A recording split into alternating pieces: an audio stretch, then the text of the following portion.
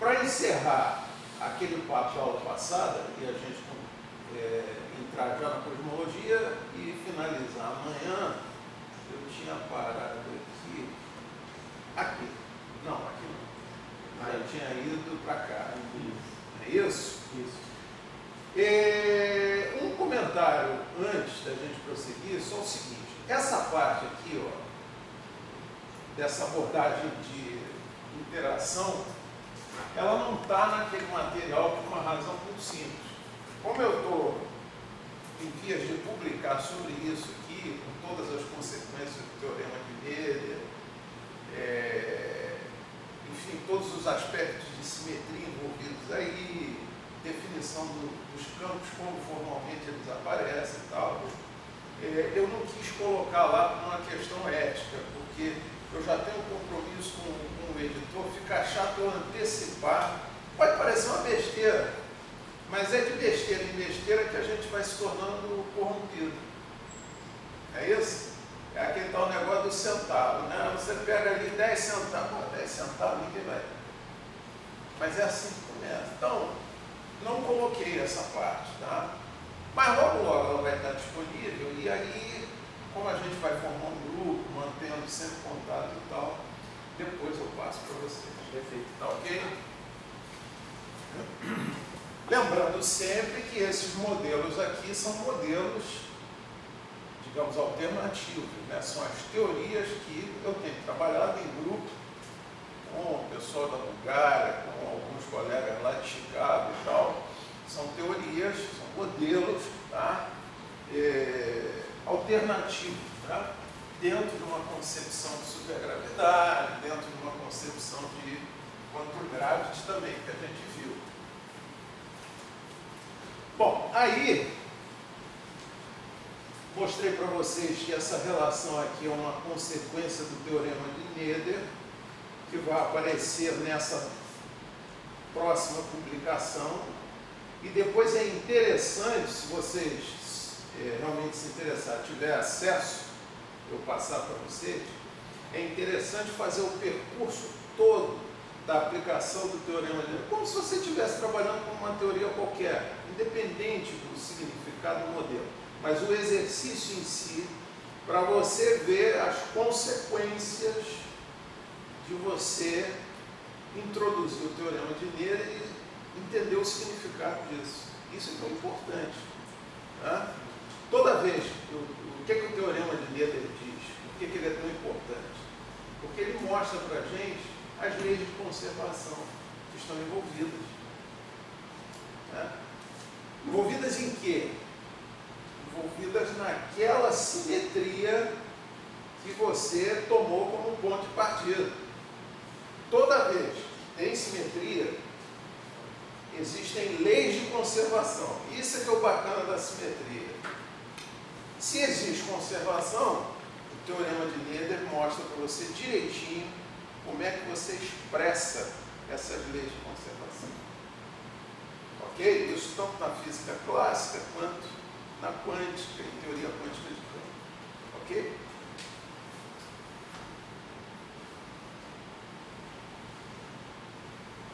Aí gravitando, aí falei, bom, mas e tal?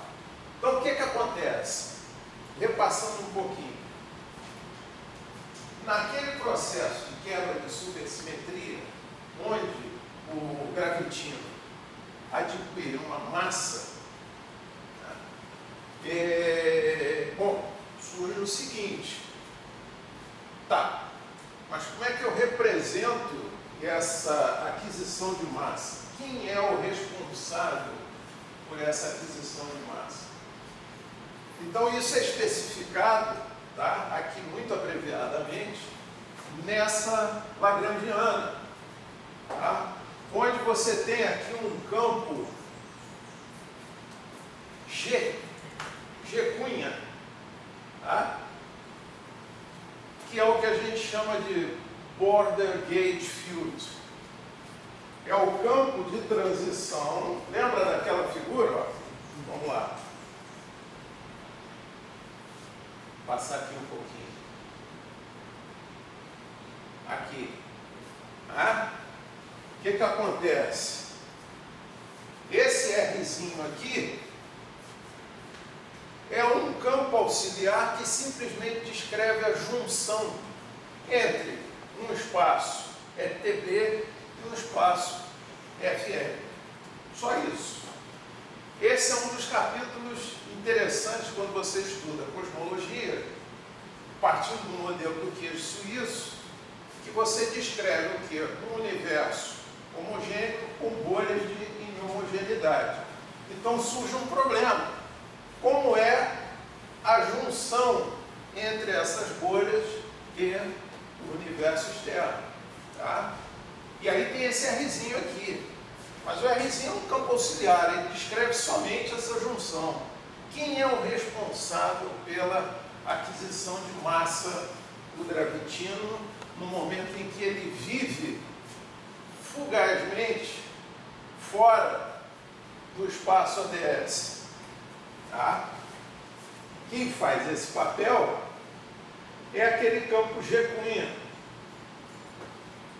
É esse aqui. Esse termo de massa aqui, ó,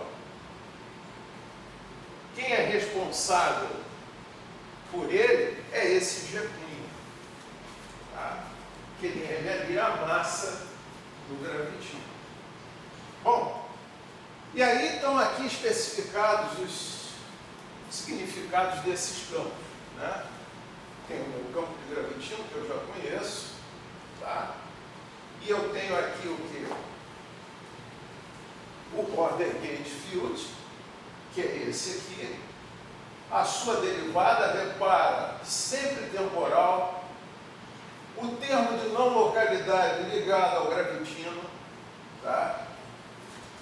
Que é o quê? Que é o que considera toda uma história, não localidade no sentido da história desse gravitino. Não sei se vocês já leram a respeito, como o gravitino é uma partícula hipotética, ou seja, ele não foi comprovado, né?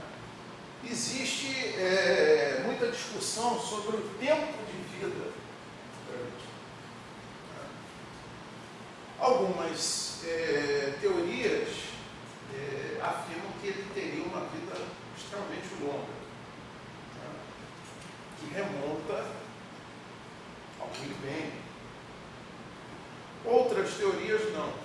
Como é uma partícula que não foi verificada ainda, existe muita discussão sobre isso. Mas nessa abordagem aqui, ele é uma partícula de vida extremamente longa.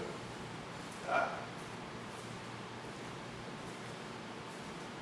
O termo de junção, que é referente àquele Rzinho, que é a junção dos dois espaços-tempos, tá?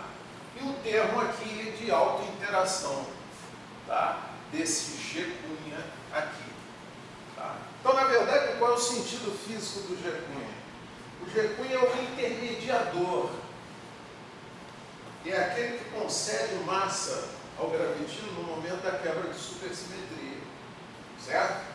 O que acontece? No final das contas, você vai ter uma lagrangiana total do sistema, com todas as características que você considera que sejam importantes para descrever a dinâmica do sistema.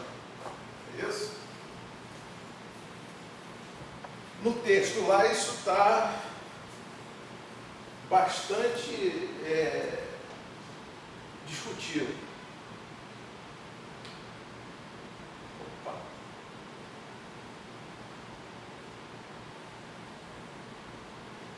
Bom,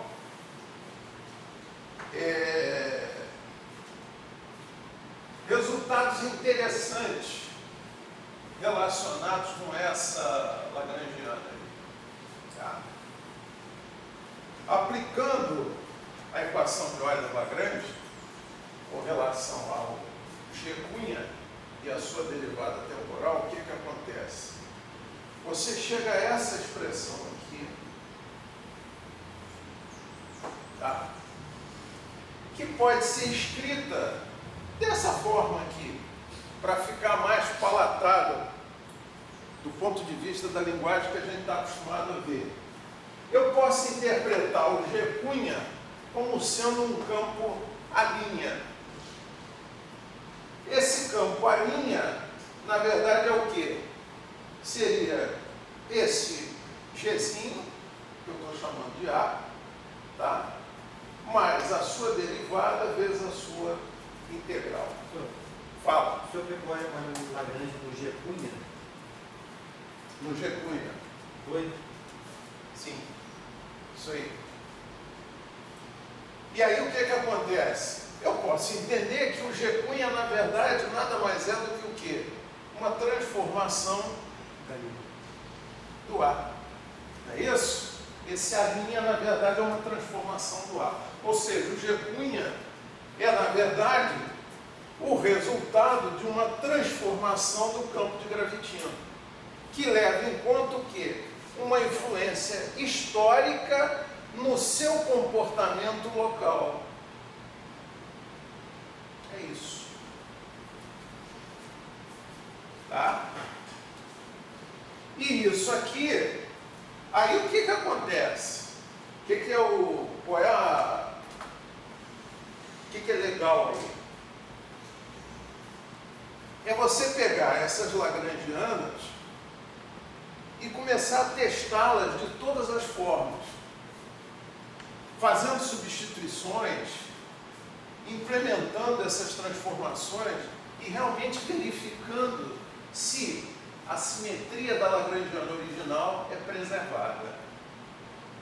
E aí você faz as comparações com o teorema de Gödel, enfim, para que você teste a consistência da tua teoria. Não basta você propor uma lagrangiana. Lembra que a gente comentou que realmente propor uma lagrangiana é uma arte. Todo físico sério sabe disso. Mas essa arte ela pode ser enganosa. Então, se você propõe com base em alguns princípios, isso não é suficiente. Você precisa testar a consistência do seu modelo. E só tem uma forma de você fazer isso. É trabalhar com todas as consequências que você deduz do teu formalismo, tá? Reintroduzir as transformações, testar as leis de conservação, e com isso você chegar à conclusão, bom, ou está faltando alguma coisa, ou eu estou errado em algum lugar, ou então ele se apresenta como um modelo consistente até que algo contrário seja provado. Tá? Uma coisa que vocês devem também se preparar, eu estou partindo do princípio que no futuro vocês vão querer fazer alguma coisa original, né? E para frente, né? Não ficar só fazendo o que o pessoal está fazendo lá fora, né? Partindo desse princípio, essas coisas que eu digo são cuidados que vocês têm que ter caso vocês trabalhem em cima de um modelo, né? Não se assustem se durante um processo como esse, que é trabalhoso, isso leva anos, né? Meses, anos, assim, em cima daquilo, volta e meia você lembra de alguma coisa e você diz, pô, mas será que esse troço está certo? Aí você vai lá de novo. Não se assustem se eventualmente uma coisa ou outra surgir como algo que não se encaixa no todo. Quando vocês descobrirem algo que não se encaixa no todo, isto pode ser sinal de que existe alguma condição no teu modelo, tá, imposta ao teu modelo, por razões físicas reais, e não simplesmente uma limitação de ordem formal. Verifiquem isso. Se existe algum aspecto topológico envolvido, que impõe uma restrição ao modelo. Opa, o modelo funciona desde que tal condição se cumpra. Ou isso aqui é uma equação espúria, ela não tem significado físico. Bom, mas se uma das equações que se apresenta não tem significado físico, isso não quer dizer que o modelo todo está invalidado. Significa que aquela equação não se aplica. Então, muito cuidado com isso. Isso existe muito na física. Tá? E esse cuidado precisa ser tomado quando a gente está desenvolvendo algum modelo. Moral da história, tá, isso é só um resumo do que eu falei. O campo G Cunha conecta o campo de gravitino com a sua própria história. História é essa que está atuando na sua inhomogeneidade local. Tá. E aí o que acontece? Nesse sentido eu coloquei desta forma aqui, para que a gente visse o quê? O G Cunha como uma linha e o Gzinho como um ar. E com isso fica mais interessante, mais evidente o papel do G Cunha como sendo nada mais do que uma lei de transformação do campo A, que é o Gzinho. Ok, pessoal? Bem, aí o que acontece? Essa bolha, né? Acho que eu falei para vocês que podem existir vários tipos de bolhas, especificando inhomogeneidades, certo? Os tipos de inhomogeneidade são diversos. Por exemplo, um assunto que eu abordei muito na época do mestrado foi a questão das lentes gravitacionais. Se não me engano, está descrito lá naquele material, o modelo que eu apresentei. Tá? A existência de lentes gravitacionais, lentes fortes, lentes fracas, efeitos de lentes, podem ser manifestados em bolhas desse tipo. Eu posso ter uma determinada bolha de homogeneidade capaz de criar uma distorção gravitacional expressiva. Tá? Então, existem vários tipos de concepções de bolhas. Atualmente, o que eu estou tentando fazer? Implementar um modelo de bolha, testar um modelo de bolha de homogeneidade numa métrica LT ou LTB, enfim, ou uma métrica de Stefani, e verificar o comportamento da matéria nas imediações dessa bolha. É isso aí, como se ela tivesse realmente um efeito de lente gravitacional forte. Tá? Bom, dito isso, já podemos olhar um pouquinho para o capítulo das cosmologias inhomogêneas, mas antes de falar de cosmologia inhomogênea, é preciso falar de cosmologia, né? De uma forma um pouco mais abrangente. Eu costumo colocar esse esqueminha aqui, só para vocês se situarem, né? As pessoas que não são da área de cosmologia, se situar do ponto de vista de onde elas se inserem, né? Na cadeia de conhecimentos da física. Né? Então eu coloco assim, a física, a astronomia entra como uma área da física, e dentro da astronomia existem uma série de sub-áreas. Uma delas é a cosmologia. E dentro da cosmologia também existem sub-áreas.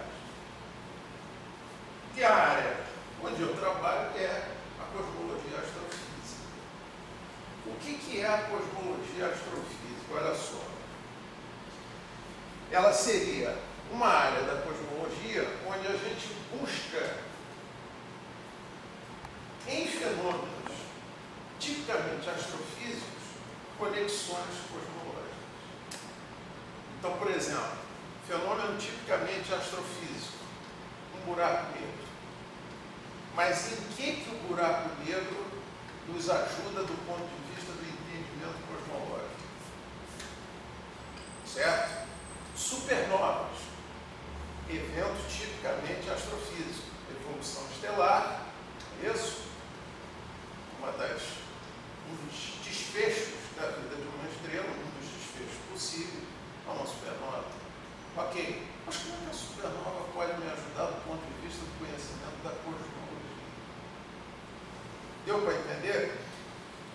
abordagem da cosmologia astrofísica, ela fica muito conectada a esse tipo de evento astrofísico. É uma exploração nesse sentido. Que tipo de informação, de conhecimento eu posso obter desses objetos que me ajude a evoluir na minha visão de evolução cosmológica. E os resultados são muito interessantes. A gente pode dizer que a cosmologia hoje ela é muito mais astrofísica do que era há 30, 40 anos atrás, né? Onde ela era muito especulativa e era muito baseada em crenças. Você vê como é que ciência e crença também andam muito pertinho. Né? Há coisas que você... Hoje, por exemplo, o modelo do Big Bang, embora existam elementos que permitem você inferir um Big Bang, ele hoje é muito uma questão de crença. Acreditamos que houve um Big Bang. Né? O melhor instrumento que a gente tem para falar da ideia do Big Bang é a radiação cósmica de fundo, né? Que é interpretada como uma relíquia, né?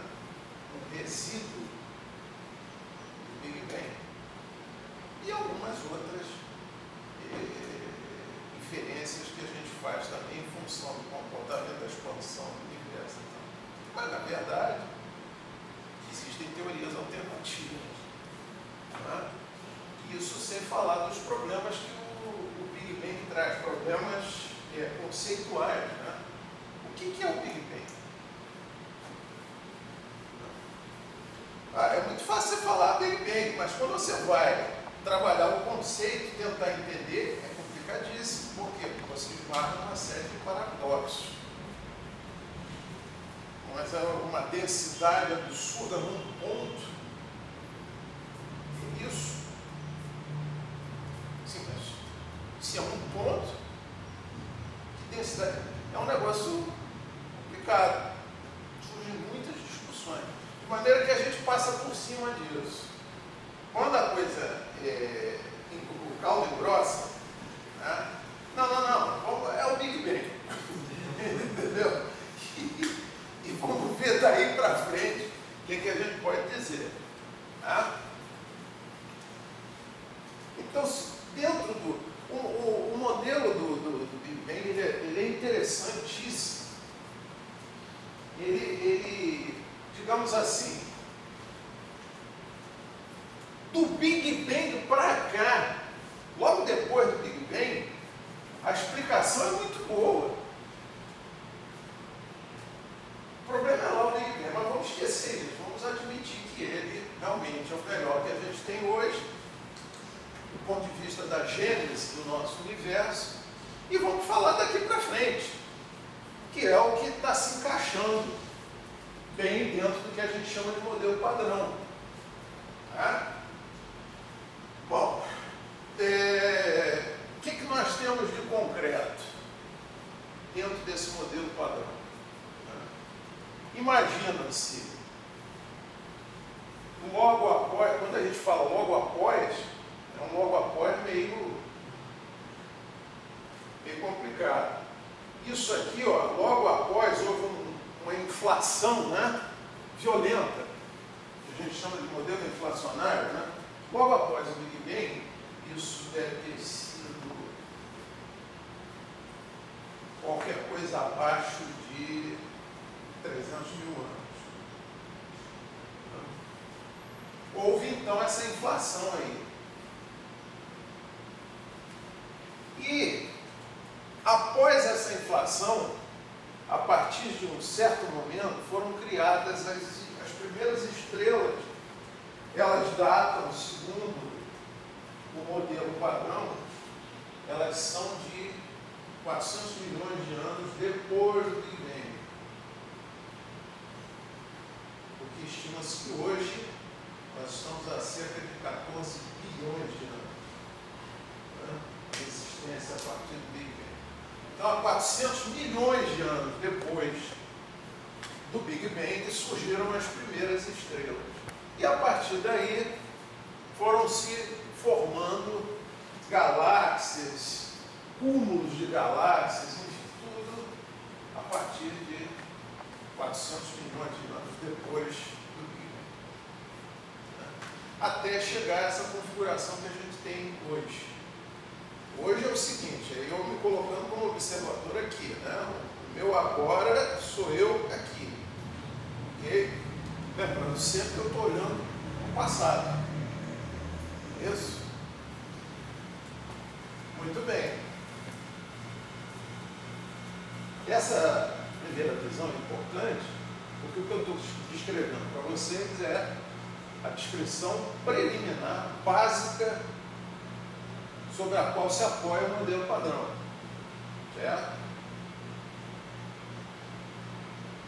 Muito bem. E aí, quais são os fundamentos desse modelo? Além dessas colocações que a gente fez. Bom, base, essencialmente, de que o espaço-tempo é quadridimensional, tá? E depois daqueles 100 megaparsecs, ou seja, confortavelmente dentro de uma escala de gigaparsec, eu estou vendo um universo homogêneo. Certo? Isotrópico e em expansão uniforme, que é o modelo que a gente chama de lambda CDM. Parte do princípio que eu tenha lá, por uma questão de conveniência, mais do que qualquer outra coisa, eu tenho uma constante cosmológica. Né? Bom, e assumo que a luz viaja por meio de geodésicas ditas nulas. DS2 igual a zero. Lembra daquele elementozinho de água, né? Só que isso colocado assim é esquisito, né? DS2 igual a zero. Mas isso aí, na verdade, é isso aqui. É a representação que a gente faz. Vocês já devem ter visto isso, né? Do cone de luz, né? Então, o que acontece? Considerando-se o DS2 Minkowskiano, né? O espaço de Minkowski, né? Eu sei que a equação do cone, tá? Se eu me lembrar da equação do cone, na verdade eu tenho isso aqui, né? Me restringindo a duas dimensões aqui, né? Eu teria isso. O meu C2 DT2, né? Vai ser aquele Z2 que aparece lá na expressão do cone. Né? Então o que eu estou dizendo com DS2 igual a zero? Estou dizendo isso aqui. Estou querendo estabelecer o quê? Uma expressão desse cone aqui. Basta eu extrapolar isso para 4 dimensões, né? Levando o tempo em consideração. Mas é isso que eu quero. É dizer que a luz, as trajetórias dos raios luminosos estão confinadas a esse cone. Essa é a ideia. Tá? Parte-se disso. Isso está dentro dos fundamentos do modelo cosmológico em geral. Isso aí não precisa ser o modelo padrão. Isso faz parte do contexto da cosmologia, da maneira como a gente constrói. Bom, beleza. E agora vamos discutir aqui um pouquinho, isso aqui que eu acho que é bem interessante, em função de coisas que a gente já conversou anteriormente. A gente falou que montar uma lagrangiana é uma arte, não é isso? Beleza. Conhecem essa famosa navalha de Oca? Ouviram falar, né? Então, o que a navalha de Oca ela diz? O seguinte, olha,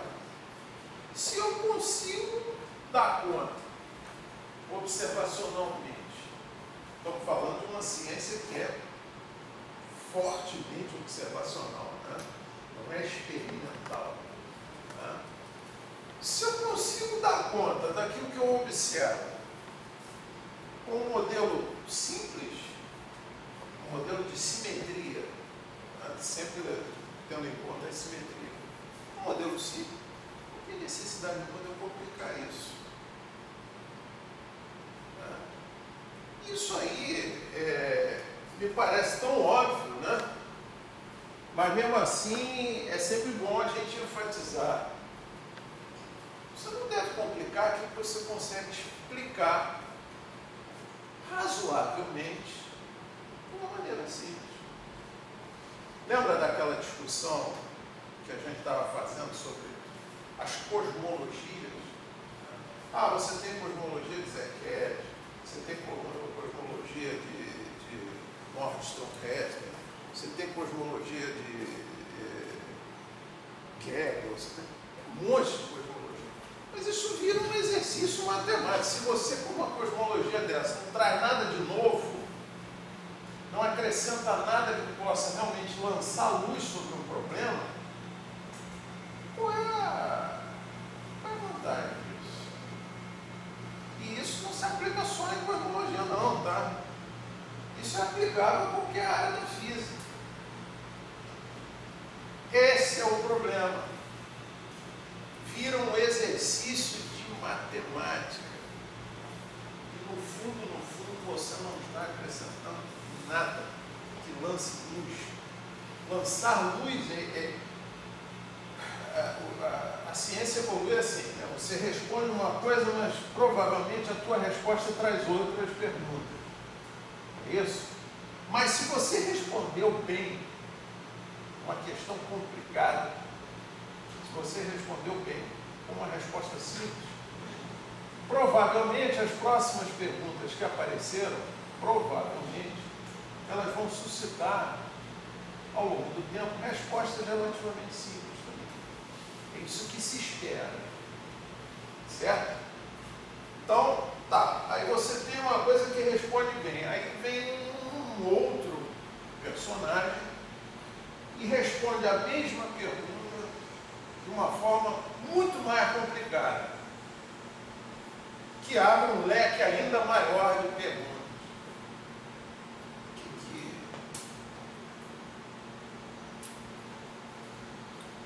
Se vocês conhecem um pouquinho de teoria de cordas,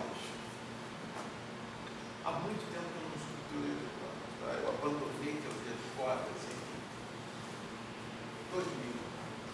Eu acho que 99. Por que eu abandonei? Ela tem coisas assim belíssimas. Você olha, pô, fantástico. Mas chega um ponto que aquilo se complica tanto, que aí você diz, pô, não pode ser por aqui. Não pode. É uma coisa errada. Aí eu, sinceramente, com toda a pureza de alma, eu abandonei, porque eu não consegui enxergar, talvez por incompetência, não sei, mas eu não consegui enxergar aonde aquilo me leva, que outros modelos não possam me levar. E foi a partir daí que eu comecei a estudar quantum gravity na linha do Rovelli, do Carlo Rovelli. E o Rovelli mesmo dizia, olha, para mim é o seguinte, ó, são 4 dimensões, entendeu? A gente consegue explicar por aqui. Pô, não precisa esse negócio. Não foi por aí. Então, de lá para cá, eu não mexi mais com isso. Olha, assim, muito por alto. Teve um aluno lá em Brasília, lá na UNB, que ele fez acho que o doutorado dele foi em cima de teoria de cordas. E como eu já estava muito tempo sem ver, assim, tal, fui dar uma olhada. Eu nem estava em banca, nem nada, não. Eu só estava ali envolvido com o grupo. Ah, quer dar uma olhada, tal. Dei uma olhada, não vi nada de novo do que estava escrito. Então, assim, não tenho nem elementos Mas esse foi o meu caminho. Chegou um ponto que eu falei, não, deixa isso quieto aí, e eu vou procurar a minha praia. Então, assim, preciso tomar um pouco de cuidado, foi aquilo que eu falei para vocês. Não é que a gente queira ser famoso, descobrir alguma... Não é isso. Mas a gente tem que ter um certo senso de aplicabilidade naquilo que a gente faz, porque a vida é muito curta. Se fosse uma vida cosmológica, né, que a gente pudesse se dar o luxo de, eu vou passar, vou dedicar uns 100 mil anos aqui a esse... Mas a gente não tem isso. E aí, às vezes, você fica investindo numa coisa que não te dá aquela satisfação, né? Dizer, tudo bem. Consegui chegar a isso aqui, sabe? Isso realmente ajuda. Eu passei 17 vezes assim. É o quê? Eu passei 17 vezes assim. Eu procurar uma coisa que dá satisfação. Sim, porque o trabalho da gente tem que trazer alguma satisfação, senão, né? Tem que ser divertido. Tudo na graduação. Tudo na graduação. Isso antes do terceiro período. Quantos foi o primeiro? O primeiro foi 3. Olha, você sabe uma coisa? Sem querer fazer nenhum juízo aqui, tá? Essas coisas são muito pessoais, cada um tem um caminho. Mas vocês sabem que eu sou arquiteto, né? De Sim, formação. nós tocando sabatos. Aí é muito comum alguém me perguntar, escuta aqui, mas por que você não fez física? O último cara que me perguntou isso, lá em Brasília, perguntou assim, mas escuta aqui, você está dando essa palestra aqui, você estuda física, publica física, por que você não fez física? Eu falei, eu não fiz física porque eu queria estudar física. Né?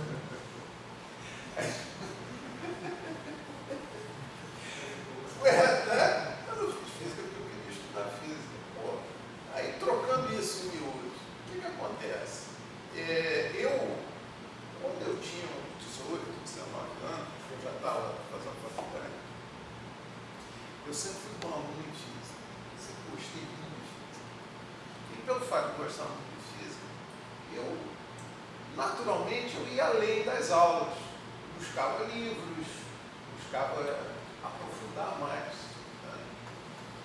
Aí quando chegou nessa época, 18, 19 anos, eu já conhecia magnetismo, já conhecia mecânica lagrangiana. Aí eu vou fazer uma faculdade de física, me encher de lista de exercícios. Eu não estou nem um pouco interessado nisso. Não é que eu soubesse tudo, mas eu tinha uma visão muito boa da física clássica. Eu não queria perder muito tempo com isso. Aí o que eu fiz? Toquei a minha faculdade de arquitetura, da qual eu ainda vivo hoje, que sou coordenador de um curso de arquitetura. E aí fui estudando cada vez mais física, até que chegou um ponto da faculdade que eu vim para cá. Quando eu estava terminando, eu vim para cá para o CPPF, foi aqui que eu conheci o Lael. E aí eu fiquei aqui no CPPF sem pressa nenhuma. Aliás, não tenha pressa. Olha só, para você for fazer um bom trabalho, você precisa de uma certa maturidade. Não queira fazer tudo ao mesmo tempo, chegar a 30 anos, doutor, você não vai.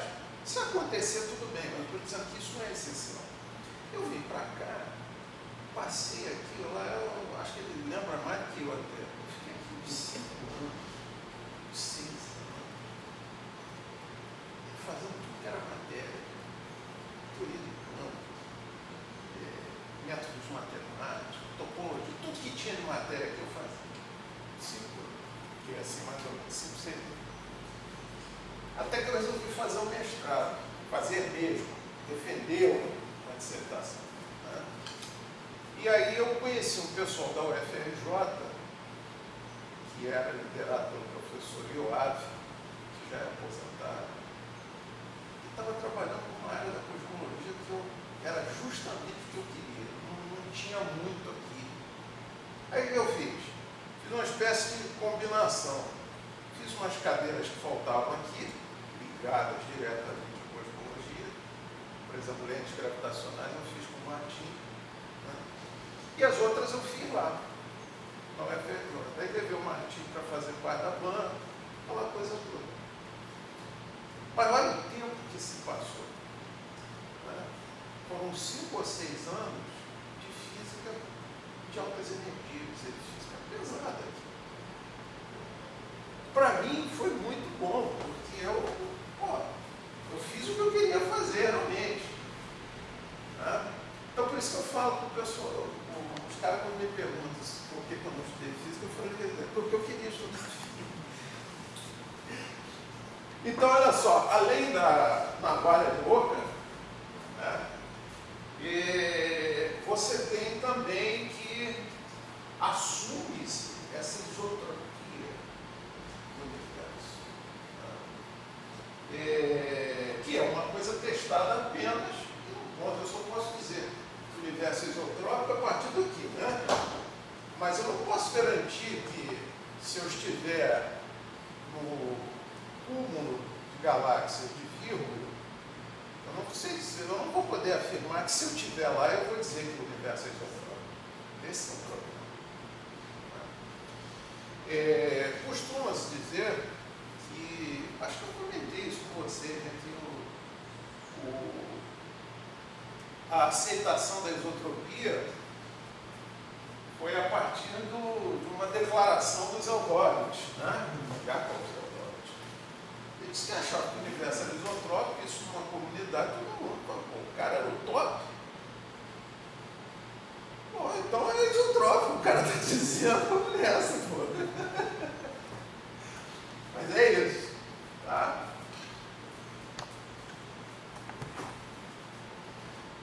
Muito bem. Bom, e aí?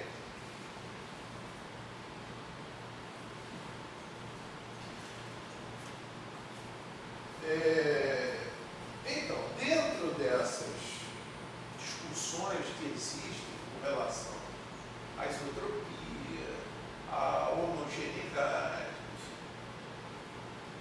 surgem as chamadas cosmologias inhomogêneas, que vêm quase que na direção contrária do modelo padrão. Na direção contrária em que sentido? Bem entendido aí, tá? Existem princípios gerais que são assumidos nas duas cosmologias. Tá? A visão da cosmologia homogênea, ela parte do questionamento da isotropia, por exemplo. Você tem que isotropia não tem a ver com homogeneidade, né? Mas questiona-se a isotropia como sendo algo que você só pode deduzir a partir de um ponto aqui. Tá? Parte-se do princípio de que o universo vizinho aí entre aspas, não se mostra nem um pouco homogêneo, daí ter surgido aquela ideia de que na escala de gigaparsec nós podemos dizer que o universo é relativamente homogêneo. Né? E ainda mais, levando em consideração a ideia do queijo suíço, fica legal você imaginar um universo que seja homogêneo no sentido da distribuição das suas bolhas de inhomogeneidade. Tá? Bom, e aí surgem discussões que vão desde questionamentos sobre desvio do VB, enfim, existência de constante cosmológica. Constante cosmológica é um outro problema sério, porque o valor estimado da constante cosmológica é um negócio absurdamente pequeno. Quer dizer, inclusive extremamente inferior às dimensões planckianas, que são tidas como as dimensões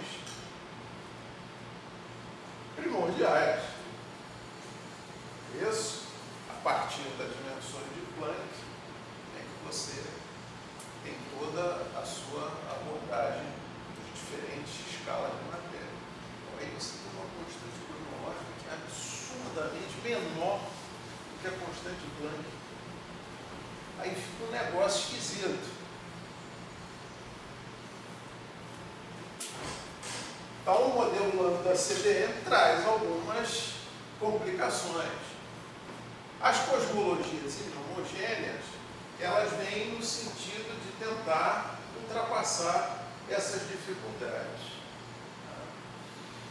E aí surgem várias cosmologias.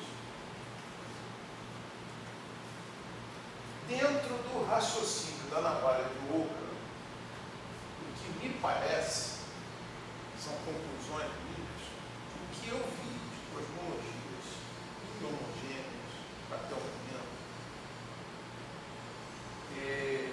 a cosmologia LTB me parece a mais simples, que responde satisfatoriamente a uma série de perguntas.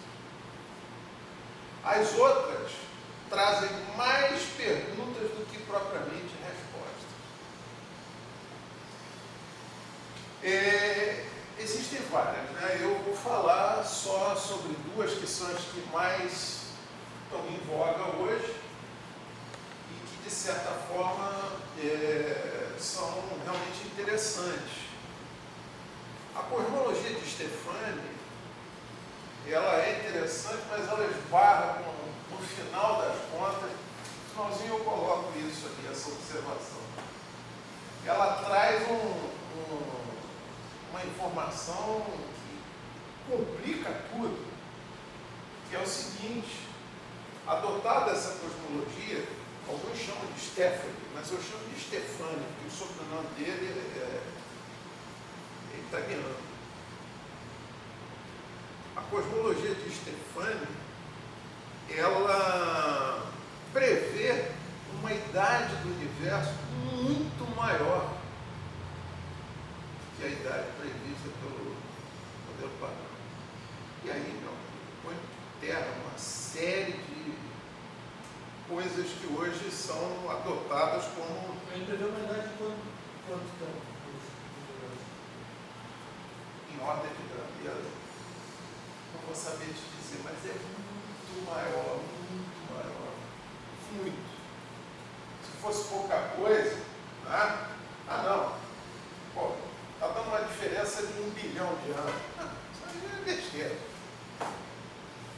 A especulação de 14 bilhões de anos é um resultado aproximado. 1 bilhão a mais ou a menos não vai fazer grande diferença. Mas é uma coisa absurda, tá? 10 bilhões de diferença. É um negócio, pô, aí não dá para conciliar uma coisa com a outra. Agora, olha só, é importante saber o seguinte, ó. A diferença básica dos dois é o seguinte: o modelo LT, ele parte de uma densidade inhomogênea. E o modelo de Stefani parte de uma pressão inhomogênea. Aqui você tem, em LTB, você tem shells, tá? Conchas de poeira. Tá?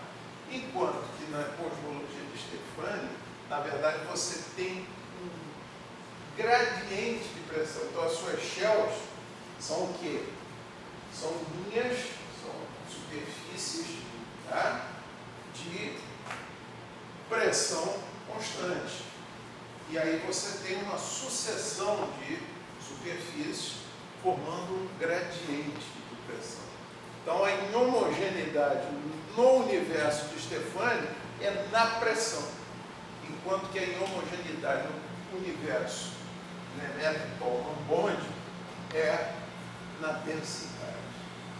Qual os fatores de termodinâmica influenciam, não? Sim. Por exemplo, na cosmologia de Stefani, existe um estudo termodinâmico. A até porque ela lida com pressão, né?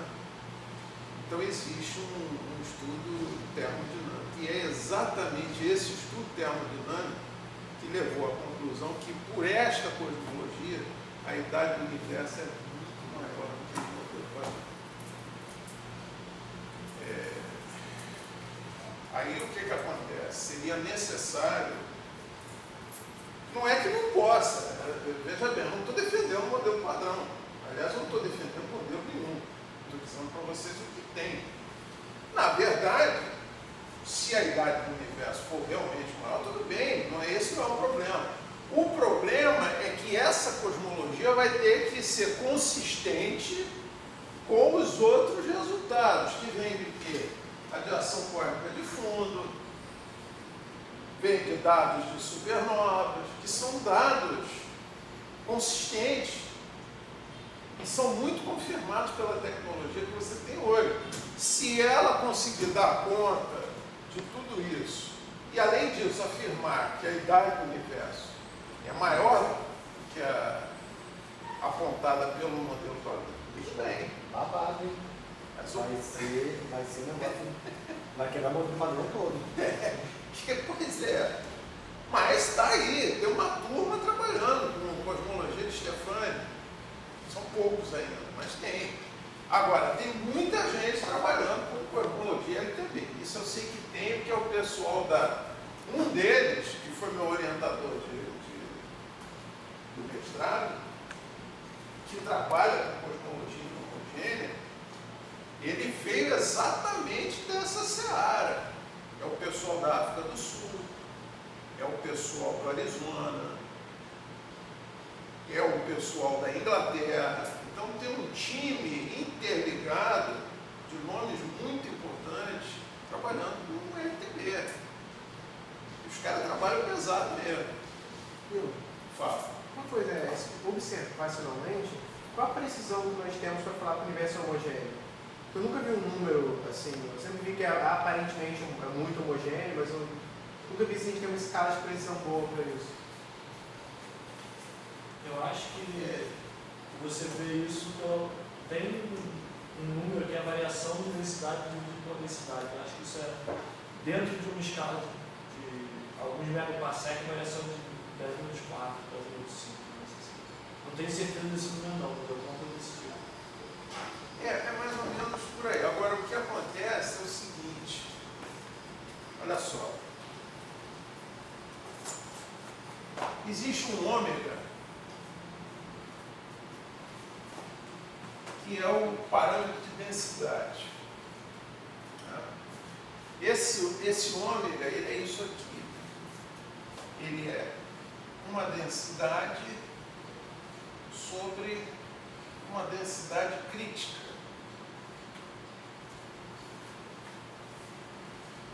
E isso aqui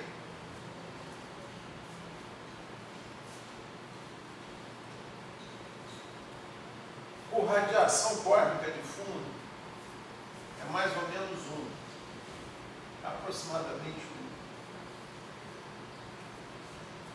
Se for por supernovas, tipo 1A, isso aqui é aproximadamente 0,28, mais ou menos 0,1.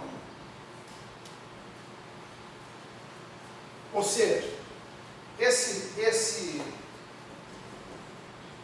numerador é a densidade estimada hoje. Eu, como observador na Terra, tá, com base nas observações feitas vindas de espectroscopia de massa, todos os tipos de radioastronomia, tá? Eu tenho esse valor aqui estimado hoje, e esse aqui é a densidade crítica do universo. Que densidade é essa? Seria a densidade necessária para o universo ser plano. Esse aqui, essa densidade crítica se não me engano, é 3H2 sobre 8πg. Esse H é o parâmetro de Hubble e esse G é a constante universal. É isso. Então você repara que se você for pela radiação cósmica de fundo, observações sobre radiação cósmica de fundo, você tem um ômega igual aproximadamente. Se você for por dados disso, isso aqui é radiação cósmica de fundo, né? Cosmic Background Radiation. Isso aqui, se você for por type 1A supernovas, você tem isso aqui. Então, daqui já dá para você ter uma ideia da flutuação de precisão, né? Do parâmetro de densidade. Esse parâmetro de densidade é fundamental para as medições de distância. Claro. Né? A gente sabe que a densidade de matéria existente entre você e um observador, entre você como observador e o objeto observado, essa densidade aí afeta tremendamente as avaliações que você está fazendo. Distâncias inimagináveis. Ok? Então a gente trabalha, na teoria, o que importa para nós é essa flutuação aqui. Tá? Esse intervalo que a gente tem de incerteza para o parâmetro de densidade, que vai aparecer constantemente esse parâmetro. Ok? Beleza? Bom, essas incertezas são intrínsecas, né, da nossa própria condição como observador. Nós não temos mobilidade, não temos como ir para lugar nenhum. O máximo que a gente tem condição é ter os nossos instrumentos fora da atmosfera, o que já dá um grande ganho do ponto de vista observacional, e os aprimoramentos tecnológicos, os refinamentos que a gente faz nessa tecnologia para aumentar a precisão. É o que se tem que falar. Eu acho que daqui a tipo 50 anos, 60 anos, no mínimo. Acho que a Voyager está saindo do sistema solar, ela pode estar numa distância bem longínqua. Dá para poder fazer algumas medidas fora do sistema solar, fora do sistema homogêneo, né? Além desse 100 megaparsec. O problema aí é o seguinte, você tem que primeiro que você teria que contar com uma tecnologia que ela ainda não tem. Segundo, você tem que pressupor que ela consiga sobreviver ao primeiro quarto de distância que separa a gente da estrela mais próxima. Por que primeiro quarto? Porque o Sol tem uma influência gravitacional que vai até um quarto dessa distância. Certo? Tá?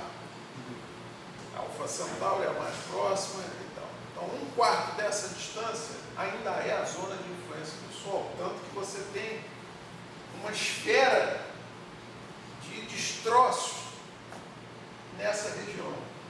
E ainda tem que vencer isso. Além de tudo, teria que vencer isso. Eu acho muito pouco provável que ela vá tão longe. Não, e também, voltando, acho que alguns anos atrás saiu a notícia que um dos satélites mais antigos estava chegando a sair do sistema solar agora. Então, isso da década de 60. Então, já passaram 40, 50 anos aí, eles só chegaram até o final do sistema solar. Agora, Mesmo que você pegue um motor muito mais potente que a gente tem hoje, não é potente o suficiente para fazer uma distância tão maior assim. não, mas é exatamente esse satélite.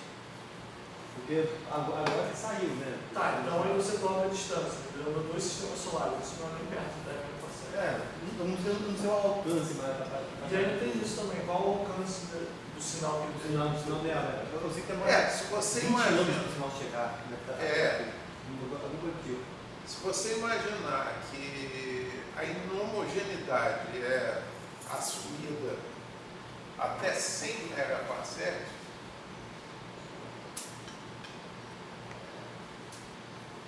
é inviável, né? É complicado. Cara, nos próximos 200 anos é inviável a gente fazer qualquer coisa assim.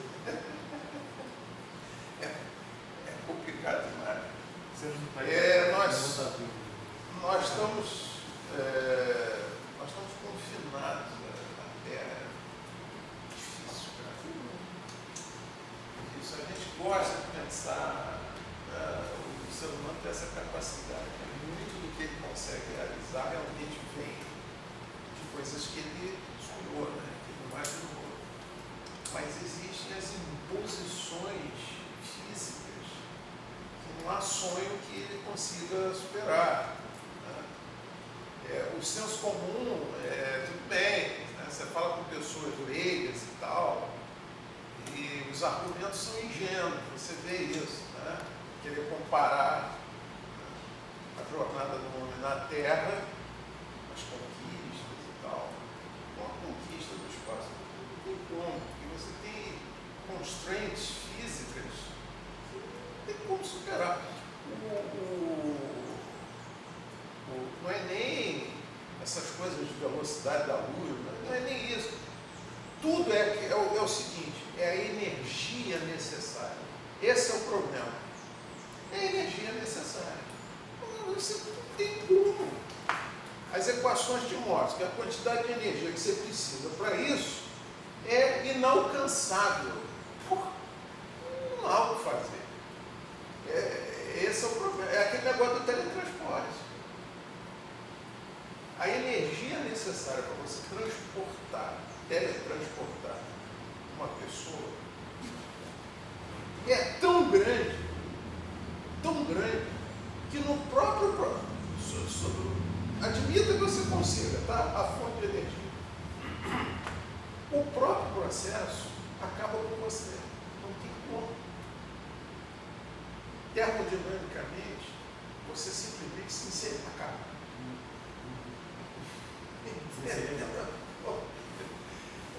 Entendeu? Tem o Fred Hoyle, ele dizia uma prova, eu falar do Fred Hoyle, ele tinha uma teoria alternativa, não tinha Big Bang. O estado estacionário, é isso? Isso, teoria do estado estacionário. Fred Hoyle dava um exemplo simplérrimo para você entender essa limitação. Ele dizia o seguinte: pega uma pedra. Bom, leva essa pedra lá para os egípcios. E os egípcios vão fazer o quê? Vão cortar aquilo com aquela tecnologia dele lá, vão colocar aquela pedra bonitinha, encaixada aqui. Agora traz de volta para hoje. O que você vai fazer com a pedra? A mesma coisa que o egípcio fazia. Só que você vai usar umas máquinas, terras, para fazer o corte e tal. Só que aquilo continua sendo um bloco de pedra. Não adianta a tecnologia, porque aquilo ali se esgota nela mesma. Ela só vai poder ser aquilo ali. São imposições naturais, entendeu? Não adianta. O que eu vou fazer com a pedra diferente que o egípcio fazia? Eu não vou cortar nada, só que eu vou usar uma máquina. É isso. Então, existem imposições que não deixam a gente, não deixam mais. Tudo bem, existem algumas coisas ainda por conhecer. Por exemplo, matéria e antimatéria.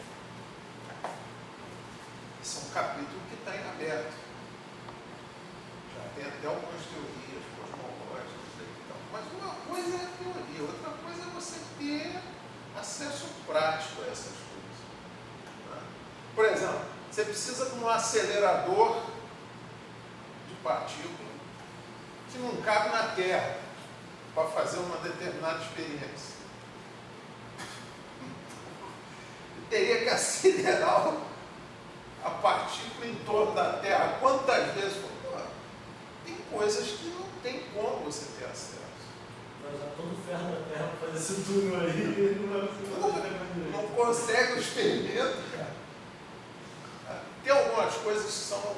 Olha, tem um a propósito disso, tem duas coisas que eu achei fantásticas que eu vi. Uma de um físico chamado, ele é muito famoso, Freeman Dyson.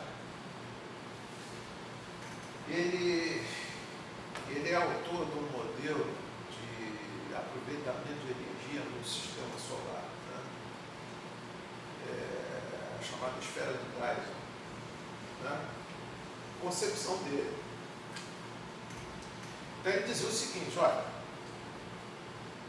esse negócio de viagem, né, interestelar, intergaláctica, isso é uma coisa, está tão distante, essa ideia é algo tão distante do ponto de vista físico, que ao invés de você investir nisso, uma civilização investir numa coisa tão incerta, não é preferível você investir esses recursos, né, na sua própria casa?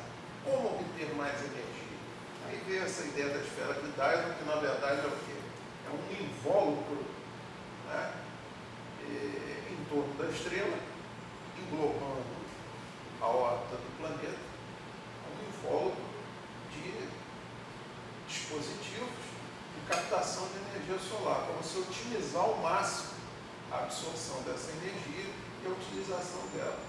E aí ele fala, né, que uma civilização que tivesse vivido o suficiente para conseguir construir isso, porque isso é algo que leva centenas de milhares de anos, né, para você montar um invólucro desse, você poderia detectar por meio da emissão da estrela. Você veria as flutuações da emissão, porque existe algo em volta. Isso é uma colocação, parece assim, fantasiosa, mas ele é um físico muito respeitado e ele colocou isso de uma forma muito eloquente. Isso foi uma coisa bacana. É claro, se você vai investir recurso, você vai investir recurso perto. Fazer uma viagem, uma coisa totalmente incerta, você vai tentar esgotar os recursos da vizinhança. Acabou os minerais da Terra, você vai tentar ir para os asteroides, para coisas vizinhas. É isso que você vai tentar fazer, é muito mais viável isso. Aí outro dia eu estava vendo um físico dizer o seguinte: tem muitos filmes hoje, né, muitos autores que falam de terraformação, né? Sim, para Marte, por exemplo, terraformar Marte. Aí ele pergunta: por que a gente não terraforma a Terra?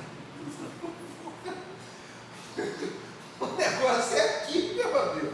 Nós estamos detonando tudo, então vamos terraformar a Terra. Gastar os recursos todos que a gente tem aqui, pô, vamos arrumar uma casa. Tinha uma ideia de formar uma base de pesquisa na Lua. Formar uma base de pesquisa na Lua. Tinha uma dessa aí em Ganymede, que é a única lua que tem campo magnético, né, que pode proteger partículas carregadas. Ele tem essas ideias aí bem loucas. Tem. Mas assim, o importante desse papo, assim, bem viajante, é o seguinte, é entender que a natureza impõe certas coisas, certos limites que você não tem como transgredir. É isso aí. E esses limites, eles acabam aparecendo nas nossas teorias viáveis também. Olha, você quando fala de leis de conservação, você está, na verdade, estabelecendo o quê? Você está tentando desenhar quais são os limites que a física te impõe.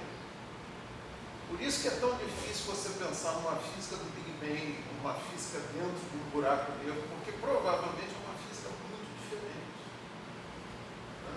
Essa é a questão.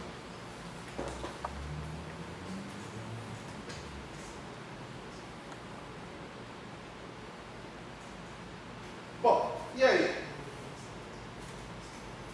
Falando um pouquinho do modelo LTB, que é baseado em densidade, em homogêneo, esse modelo parte de 3 funções arbitrárias ele estabelece 3 funções arbitrárias. Isso aí gerou uma discussão tremenda, porque se você tem com 3 funções arbitrárias, você modela qualquer coisa. Tem seu questionamento. Se faz de cara. Se eu tenho 3 funções arbitrárias, eu acho que eu consigo modelar qualquer coisa. Mas o problema não é esse, olha só a discussão. O que acontece? Quando você modela um fenômeno físico, você está querendo o quê? Você está querendo fazer uma representação desse fenômeno. Procurar entender o fenômeno por meio de uma representação. O grau de arbitrariedade de um modelo vai depender muito de quê? Primeiro, de escolhas que você faz, sem dúvida nenhuma, escolhas que você faz, e limites que são impostos a você, experimentalmente ou observacionalmente. E limites do próprio entendimento, da maneira como você é capaz de entender as coisas. Como o ser humano, para ser genérico, é capaz de entender as coisas. Quando você diz que tem 3 funções arbitrárias envolvidas nesse modelo, tá? O que você está, na verdade, você está querendo fazer? Está querendo dizer que foram necessárias 3 escolhas específicas para que você pudesse dar conta de 1, 2, 3 ou 4 fenômenos ao mesmo tempo.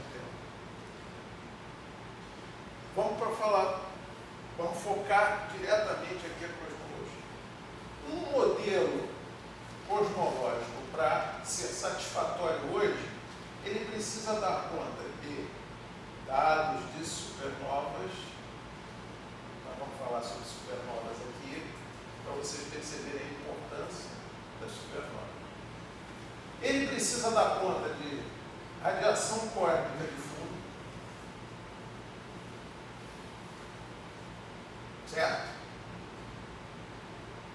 E precisa dar conta das medições que são feitas a partir do desvio vermelho, que é o que a gente tem de melhor. E tem que ser consistente com essas 3 coisas. No mínimo, para merecer o posto de modelo competitivo. Certo? Bom, e aí? Então o que eu estou dizendo? Ora, se as 3 funções arbitrárias que eu adotei servirem para fitar, como a gente diz, né? Para ajustar essas 3 fontes de dados, ok, eu estou criando um modelo satisfatório. Qual é o problema? Onde é que existe um modelo que não tenha nada de arbitrário? Digam para mim, me mostrem algum. Não tem. Constantes de acoplamento que você precisa. Em teoria quântica de campo. Em situações surgem várias constantes. E aí?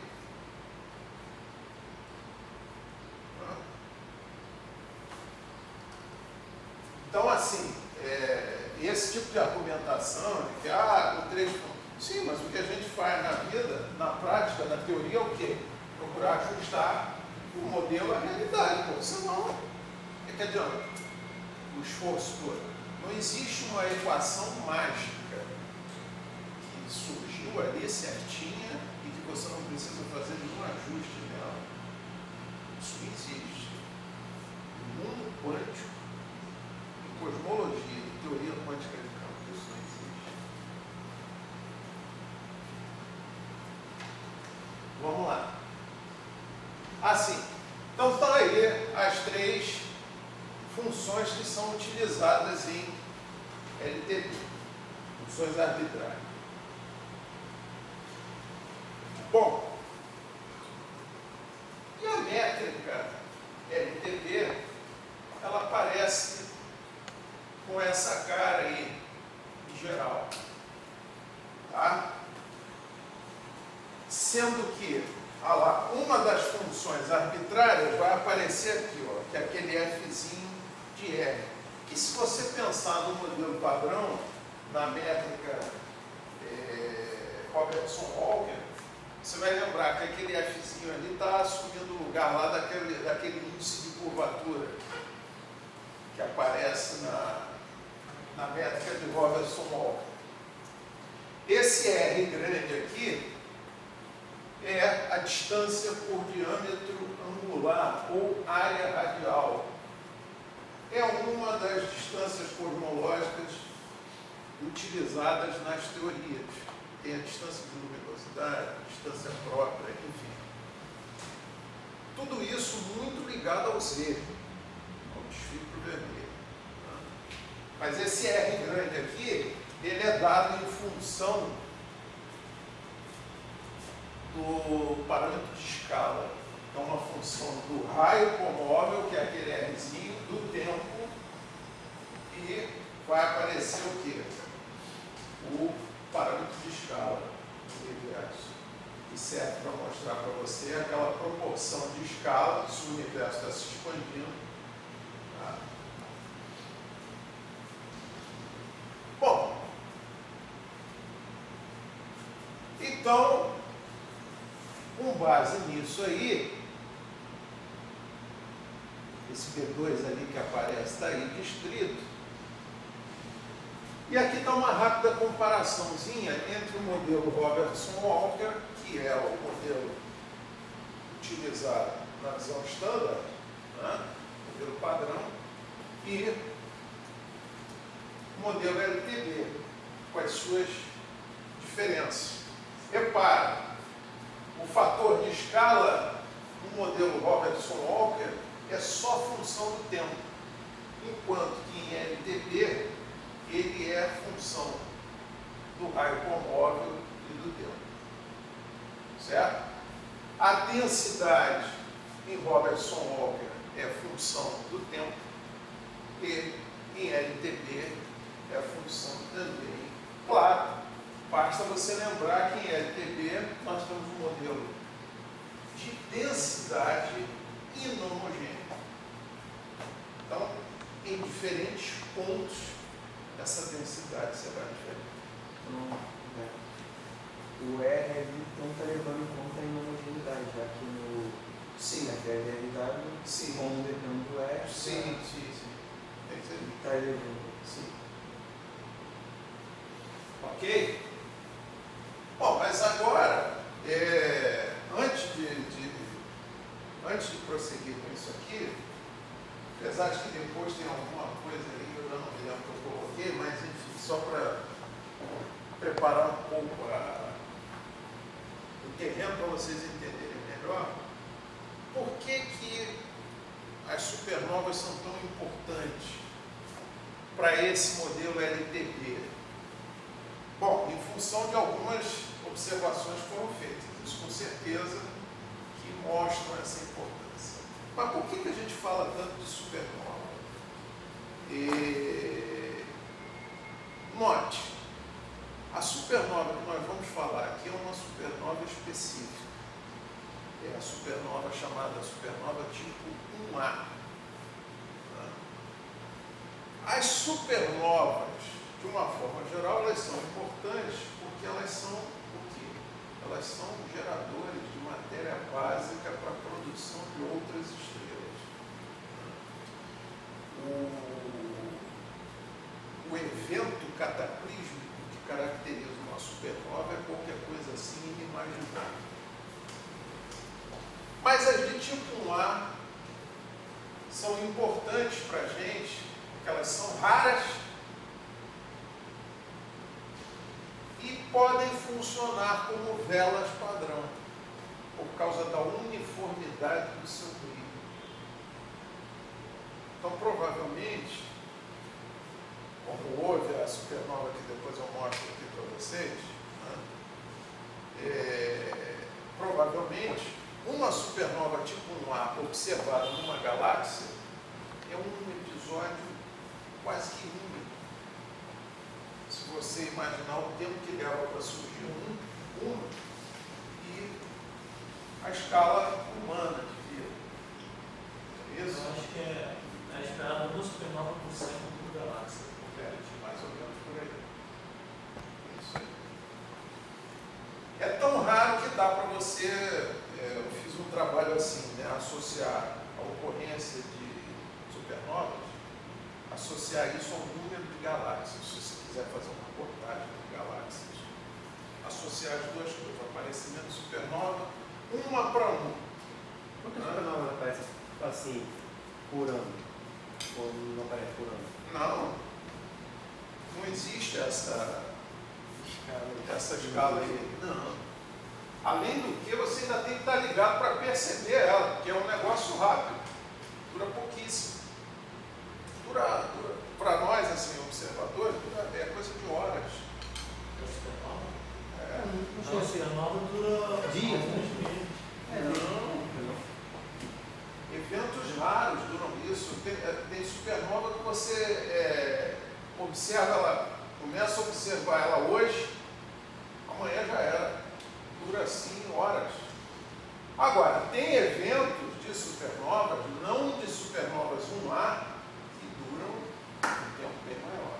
Mas as supernovas tipo 1A são complicadas, elas duram pouco. Porque a explosão é uma coisa assim absurda, ela quase se consome imediatamente na explosão. O brilho mesmo que a gente precisa ver dura muito pouco tempo. Uma curiosidade. Foi esse supernova que os chineses viram há não sei quantos mil anos, são 2.000 anos, tem relato dos chineses que foi uma dessa, que tipo, o céu ficou claro. Durou dias, eu acho isso. Durou muitos dias isso. Essa que eles observaram durou dias. Durou dias.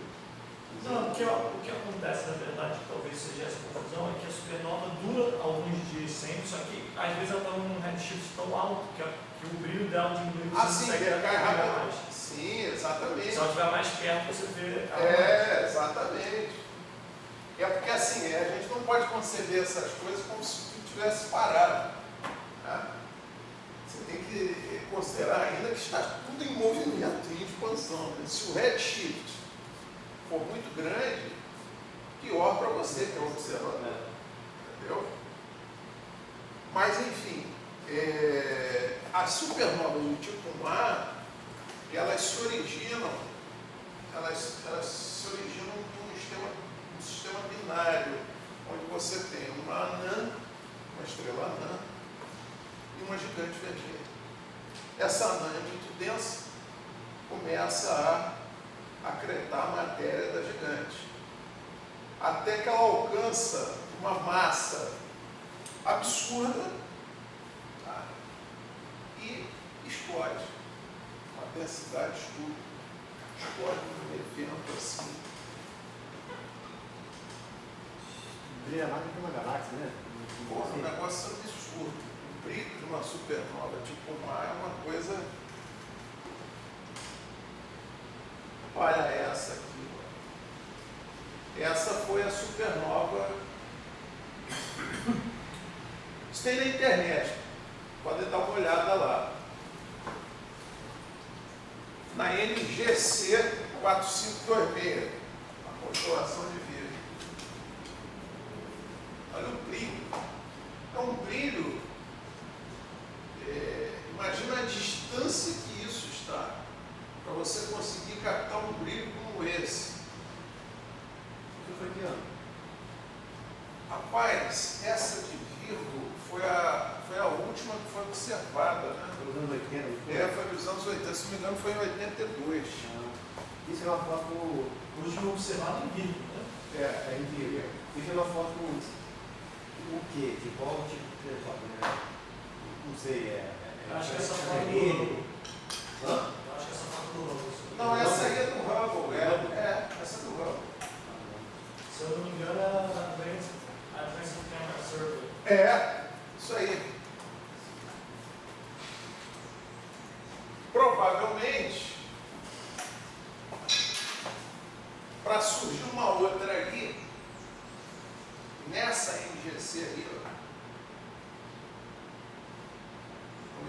episódio imprevisível. E elas são imprevisíveis. Tá? Tudo bem.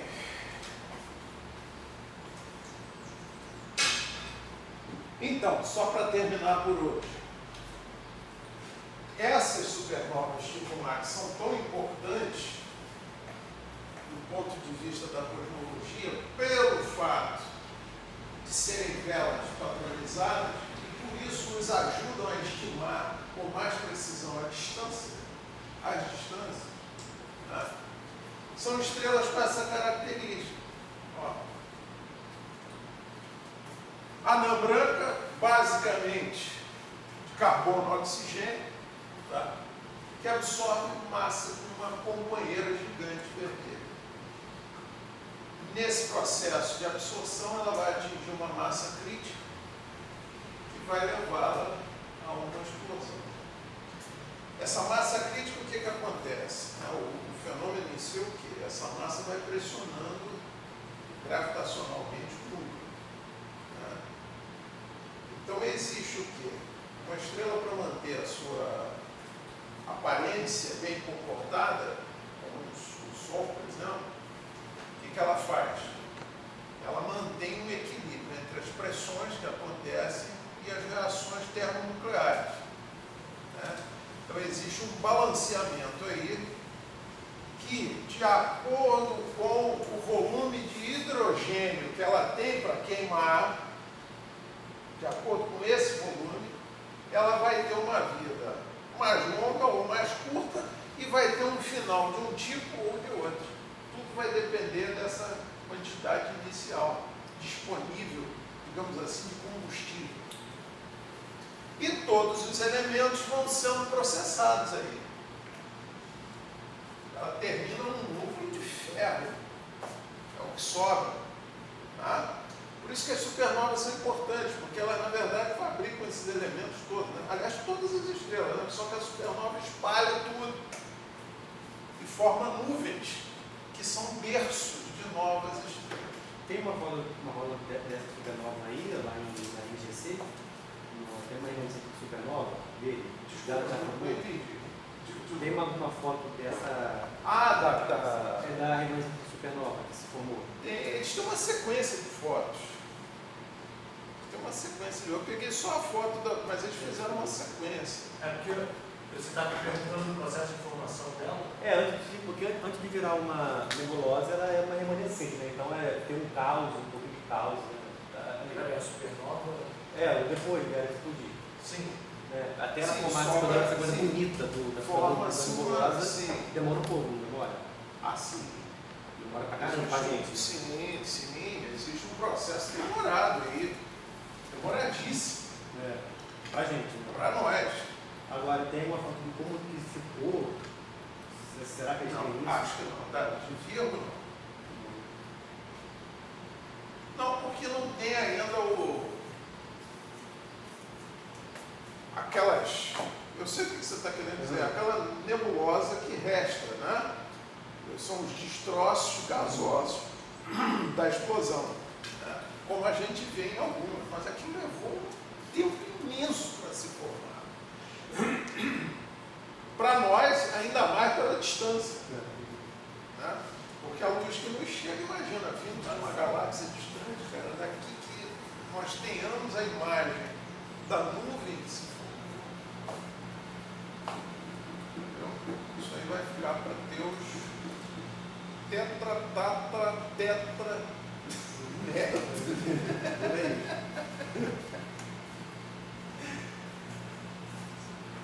Então, e aí o que acontece?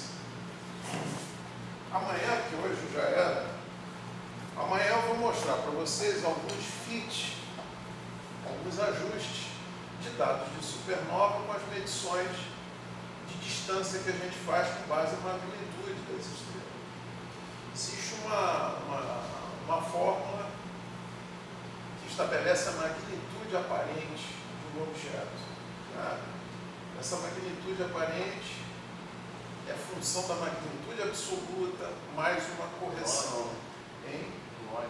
Tem um log lá, que é uma expressão absoluta, que entra na fórmula da magnitude aparente, é a magnitude que o objeto teria se tivesse afastado de nós 10 parsecs. Essa é a chamada magnitude absoluta, que é uma magnitude aparente se ele estivesse a 10 parsecs. Isso é tomado como um padrão. E aí, com essa correção do log, aí você acha a magnitude aparente. E ainda tem as correções bolométricas, enfim. Esse processo de correção é infernalzinho. Entendeu? Mas aí você integra todas as frequências para fazer a correção bolométrica. Então amanhã a gente fala um pouquinho disso e fala dos fits, como é que tem sido feito dentro do modelo LTB o fit dos dados de supernovas com o modelo teórico. Aí o que é? Aí vem aquela pergunta, mas você então ajustou supernova. O modelo consegue ajustar a radiação cósmica de fundo? Existem trabalhos que mostram que além de supernova ele também fita radiação cósmica de fundo. Então se ele vai fitando todos os dados que você tem dos surveys que vão chegando para a gente, ok, esse modelo aí é pelo menos um bom candidato para brigar com o modelo padrão. Sendo que neste modelo LTB não existe constante cosmológica, o que já é uma vantagem. Mas você ainda precisa falar no período de inflação, coisa do tipo. Aí, olha só, o que acontece? A partir do momento que você fita os dados de radiação cósmica de fundo, pouco importa se ela é relíquia de Big Bang ou não. Ele não entra nesse mérito, entendeu? Ele não entra nesse mérito. Então, tudo bem. Agora, só o fato de você não precisar da constante cosmológica, não que você não possa, olha só, são duas coisas diferentes. Eu posso modelar LTP considerando uma constante cosmológica diferente de zero. Posso. Mas não é necessário. Eu consigo fitar os principais dados de supernovas, de radiação cósmica de fundo, sem precisar de constante cosmológica. É isso aí. Ok? Então amanhã a gente finaliza. Onde é que é o nosso